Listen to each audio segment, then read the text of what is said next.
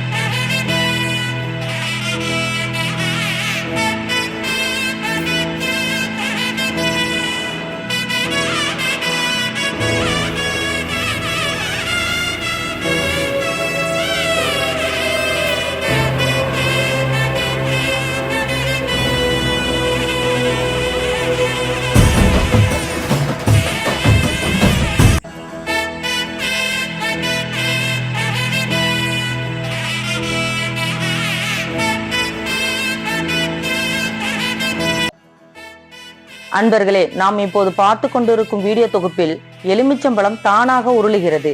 இவை அனைத்தும் அறிவியல் தொழில்நுட்பம் வேலையே ஆகும்.